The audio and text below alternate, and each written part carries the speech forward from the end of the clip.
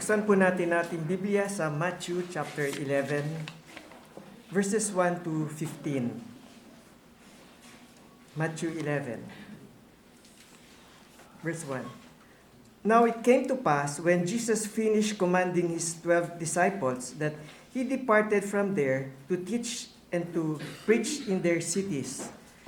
And when John had heard in prison about the works of Christ, he sent 2 of his disciples and said to him, "Are you the coming one, or do we look for another?" Jesus answered and said to them, "Go and tell John the things which you hear and see. The blind see, and the lame walk. The lepers are cleansed, and the deaf hear. The dead are raised up, and the poor have the gospel preached to them. And blessed is he who is not offended because of me."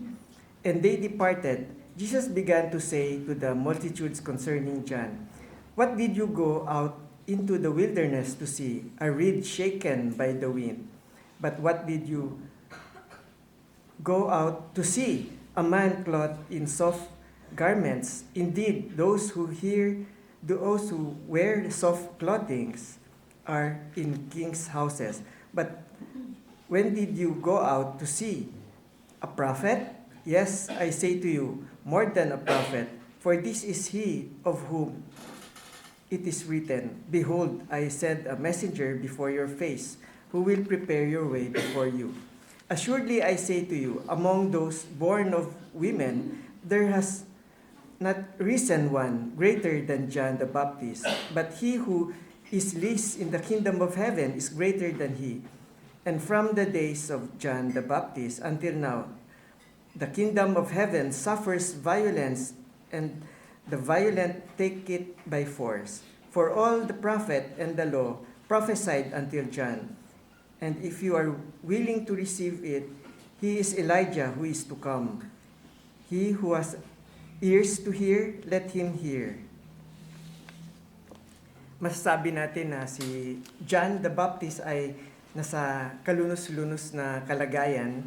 Malamang natukso din siya na mag-isip na bakit ba siya hindi dinalaw ni Jesus para palakasin ang loob niya. Si Jesus ay nakaibigan, ay naging forerunner niya si John.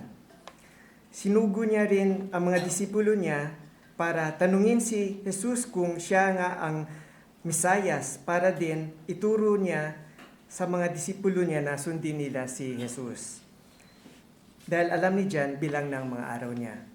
Si Abraham at Gideon din naman ay humingi ng tanda sa pangako ng Diyos sa kanila. Sa ating buhay bilang mananampalataya sa Diyos ay may panahon na mahina ang ating kalooban o may time na nadidepress din tayo. Kahit pinagpray tayo o pinapalakas ng ang ating loob ng ating mga kapatiran, hindi pa rin tayo naalis sa kumunoy ng ating buhay. Salamat dahil abot natin ang salita ng Diyos. Sabi nga sa hymnal na atin sa iglesyang ito, nakalagay, "Thy word is like a garden with flowers bright and fair, and everyone who seeks may pluck a lovely cluster there. Thy word is like a deep, deep mine, and jewels rich and rare are hidden in its mighty depths for every searcher there."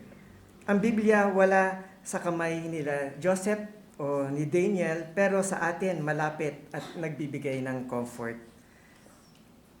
Salita na pwede natin pitasin at namnamin.